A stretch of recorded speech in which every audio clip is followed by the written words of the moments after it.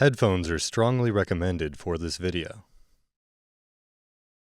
In order to create immersive virtual replicas of real scenes, we must capture the auditory aspects of the scene as well as the visual ones. Thus, we present Hearing Anything Anywhere, a method for capturing and virtualizing real acoustic spaces. We start with a real-world scene with a sound source of unknown position and orientation. Our goal is to capture the intrinsic acoustic properties of the scene in a way that allows us to simulate any sound signal being played from the sound source and to listen to it at any location, hence the name Hearing Anything Anywhere. In order to measure the scene, we play a sine sweep from the sound source and record it from a set of 12 sparse locations.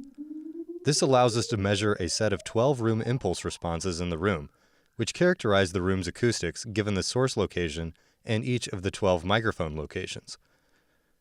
In addition, we capture the rough planar geometry of the room. After capturing these room impulse responses, our method allows us to interpolate between them and render the room impulse response at arbitrary locations. We can then simulate any audio being played anywhere in the room by convolving the predicted room impulse response for the desired listener location with the desired source audio. Now for a demonstration. We will show a video of a trajectory of someone walking through this room. The audio we will add is synthesized using our model. Here is the audio signal we plan to play in the room. Once there was a way to get back homeward.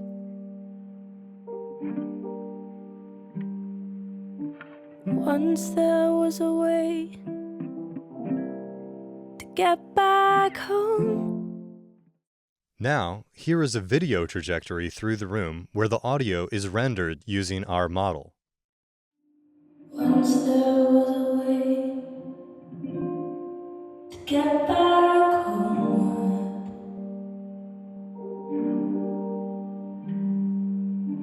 Once there was a way to get back home. Sleep, pretty darling, do not cry. And I will sing a lullaby. Golden slumbers fill your eyes. Smiles awake you when you rise. Sleep, pretty darling, do not cry. And I will sing a lullaby. And I will sing a lullaby. Once there was a way to get back homeward.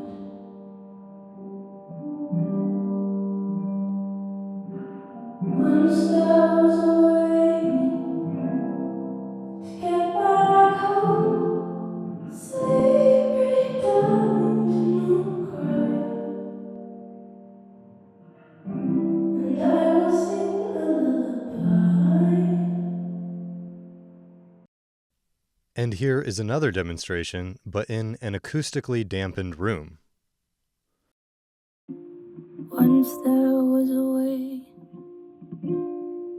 to get back homeward.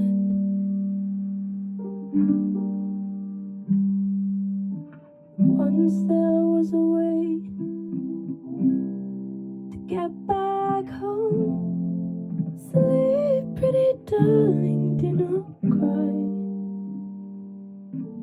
And I will sing a lullaby. Golden slumbers fill your eyes. As you can hear, different rooms provide different experiences of the song. While previous methods require hundreds of room impulse responses or recordings from specialty binaural microphones, we only require 12 measurements from affordable omnidirectional microphones. This makes our method more easily accessible. Now for a brief explanation of our method. Recording the room's impulse response for a particular listener location is intended to simulate sending out a single impulse sound wave from the speaker and recording the reflections it generates from a microphone stationed at the listener location. Our task is analogous to the task of sparse view novel view synthesis in computer vision. However, we must pay special attention to the peculiarities of sound. When we take a picture of a scene, we capture millions of pixels, each of which provides unique information about a precise direction of incoming light. On the other hand, when we record sound from a certain location, sound from all incoming directions is aggregated together into a single channel, almost as if we were observing the scene from a single pixel. However, sound travels much slower than light. This means that we get information about the time of arrival of different sound reflections. This allows us to attribute components of the sound to different individual reflection paths, each of which provides supervision for our model. In addition, sound interacts with the different surfaces in the room in a frequency-dependent manner. Each time a sound wave strikes a surface in a room, only a fraction of its energy at each frequency is reflected. This means that each surface can be viewed as filtering the incoming sound by attenuating its different frequency components by different amounts. The reflection response of the surface describes the degree to which it reflects each different frequency. Our model learns these surface properties through an audio inverse rendering framework. First, we explicitly compute all the reflection paths to a certain order between the sound source and the listener. We characterize each path with its length, the surfaces that it interacts with, and the direction that it exits the speaker. Since we know the length of the reflection path, we know the reflection's temporal placement in the room impulse response.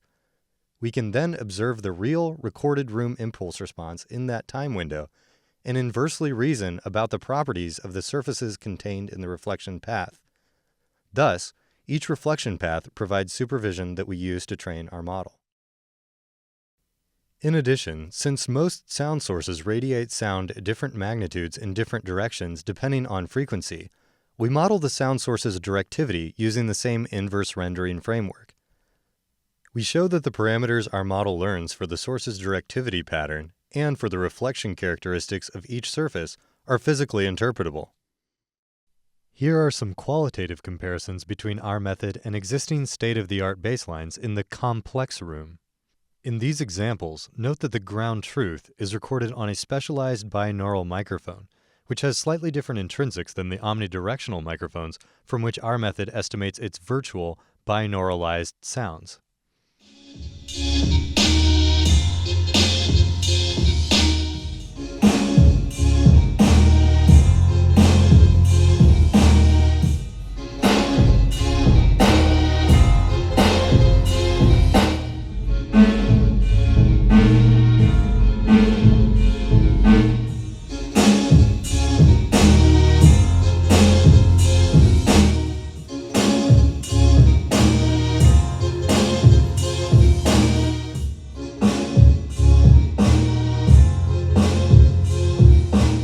In addition, since our model learns physically interpretable parameters for the speaker's directivity, we can simulate speaker rotation, even though the speaker was only in one orientation during training. Here's an example of that in the classroom.